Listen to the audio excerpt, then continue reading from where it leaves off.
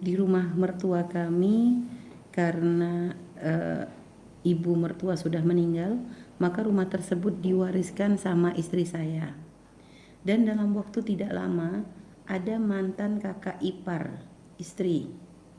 Ya, ada mantan kakak ipar istri saya diam hampir 3 tahun di rumah ibu mertua saya dengan alasan bahwa rumah ibu mertua saya ada hak anak cucunya, yaitu hak anak kakak ipar. Karena kakak ipar saya, karena kakak istri saya yang perempuan sudah lama meninggal dan punya anak 2 perempuan. Pertama, waktu ada mertua saya, kakak ipar untuk mendapatkan istrinya yang sudah meninggal pura-pura masuk Islam. Dia awalnya Kristen, Bu ya. Dan apa hukumnya dalam satu bangunan rumah muslim ditumpangi oleh mantan menantu atau kakak ipar istri saya dan berjenis laki-laki dengan beda agama? Menurut hukum Islam seperti apa, Bu ya? Terima kasih. Pertama,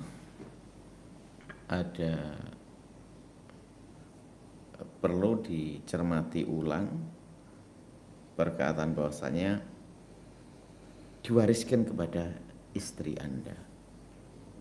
Sebab cara mewariskan itu harus ada aturannya. Bagaimana kalau tiba-tiba diwariskan itu, ya kan? Apakah nggak ada saudara yang lainnya seperti itu? Kita perlu tahu, jangan langsung mentang-mentang rumah langsung diwariskan. Cara mewariskan itu ada ilmunya. Mohon dicermati lagi. Sudahkah betul secara waris? Nah, kemudian, adapun kakak ipar Anda yang telah meninggal dunia, karena meninggal dunia sebelum mertua, maka dia tidak mendapatkan waris. Tidak mendapatkan waris. Justru diwarisi oleh mertua Anda, kan? Tidak mendapatkan waris. Sehingga tidak ada bagian daripada harta itu. Kalau memang meninggalnya lebih dulu dari mertua Anda. Begitu juga cucu-cucu, maksudnya ponakan-ponakan Anda, anak-anak daripada ipar Anda juga tidak mendapatkan waris. Karena apa? Ibunya sudah meninggal dulu sebelum neneknya atau sebelum kakeknya. Seperti itu. Ada pun masalah membantu itu bab beda. Cuma warisan kan harus jelas seperti aturannya. Adapun mantan suami saudara ipar Anda itu, pertama dia non muslim, ya kan?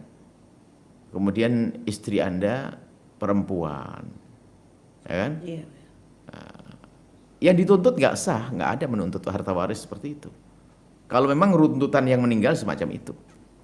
Kalau masalah Anda menjaga anak-anak ipar yang ibunya sudah tidak ada, ayahnya adalah non muslim, ini kewajiban, Pak. Kalau Anda anak mampu, saya pun mau merawat itu loh. Karena kalau dibiarkan akan kebawa kepada agama ayahnya. Anda harus semangat dalam mendidik ponakan-ponakan seperti itu. Bahkan harus nomor satukan itu. Karena dia adalah tidak punya ibu, punya ayah pun adalah bukan di jalan yang benar. Kan mengerikan yang demikian itu. Nah, ada pun tinggal di rumah itu dilihat, mungkin tidak punya tempat. Kalau memang nggak punya tempat, ya kan, ya kita carikan, kita menyisihkan rezeki untuk kita kontrakan. Yang jelas dia tidak punya hak di situ dong. Tidak punya hak, karena nggak ada hak waris di situ. Adapun ponakan-ponakan Anda, kewajiban Anda itu. Jangan dibiarkan anak ponakan-ponakan hidup dengan orang yang agamanya beda. Biarpun itu ayahnya, sebisa mungkin dirayu dengan cara yang halus. Nah, karena apa? Amanat itu. Jangan sampai kita cuek bebek dengan keadaan-keadaan semacam itu. Ini hanya insya Allah. Semoga Allah menjaga ponakan-ponakan khususnya. Dan juga mantan suaminya ipar. Juga Allah berhidayah. Kemudian juga kalau bisa segera mungkin karena beliau adalah laki-laki.